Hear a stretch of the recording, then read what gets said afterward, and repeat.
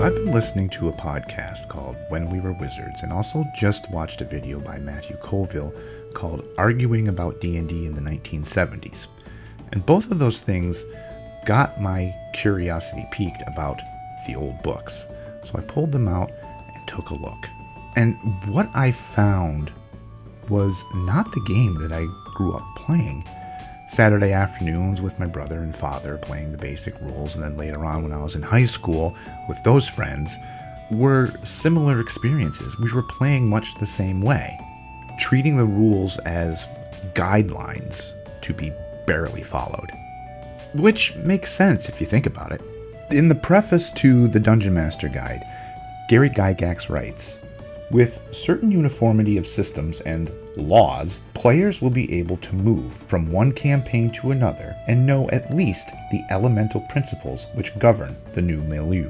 And that is what we were doing when we were kids, following the elemental principles of D&D. But if you look at the rules in the book itself, I doubt many people were actually playing by those rules. We certainly did it, and judging by the concepts that survived into later editions, it kind of makes me feel like that was true. The first 30 pages or so of the Dungeon Master Guide goes over additional information for the player characters. And then there are 9 pages about hirelings and henchmen. We will come back to that later on. Then on page 37, Gary Gygax starts talking about timekeeping. The last sentence in the second paragraph reads, in all capital letters, "You cannot have a meaningful campaign if strict time records are not kept." So why did Gygax think this was so important? He does take an entire page to tell us why. Gygax viewed D&D and the milieu of any dungeon master kind of like an open sandbox, where any number of player characters and player parties could participate in this campaign. For example, you could have one group with a home base in Generic Fantasy Village, GFV, go and explore a dungeon on a Friday night, maybe unalive some monsters, and gather some treasure. Be sure to note in game time when this happened, because you've got a second group on Saturday night that's playing in the same campaign world, and they want to go visit that cave system. And if they are going there after that first party had visited the cave system, the monsters and treasure that the first party encountered and got rid of will not be available for that second party to encounter.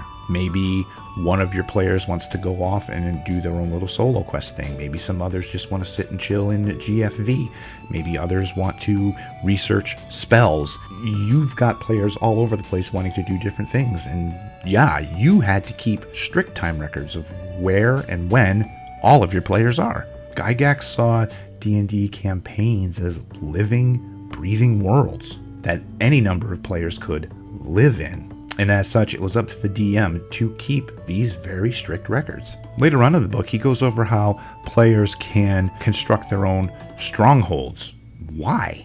Back in the 70s, D&D was being developed and played by wargamers. People that were used to playing games where armies battled each other. So I think the draw for them was to reach this next level of play in D&D, where you started as a first level character, as a nobody, basically, and spent time adventuring and gaining your treasure and finally achieving that point where you could build your own stronghold, make your army, and now you can battle other armies. I could be wrong, but I think the vagueness of the siege rules in the Dungeon Master Guide and a lot of the research I did on old internet chat forums kind of leads me to this conclusion. Since OD&D, the original D&D, used a different game to resolve combat. Maybe they were still doing that back then. I haven't found it, but I think it seems logical. What do you think? Was D&D kind of a proto MMO to be played on your tabletop? What do you think about player versus player armies finally battling each other when your characters have reached name level and you've built your stronghold? And do you think the game was played that way, or that's how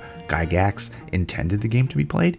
Let me know down in the comments, and please remember to like, share, and subscribe. It really helps out the channel a lot. See you next time, and have a great day, everybody.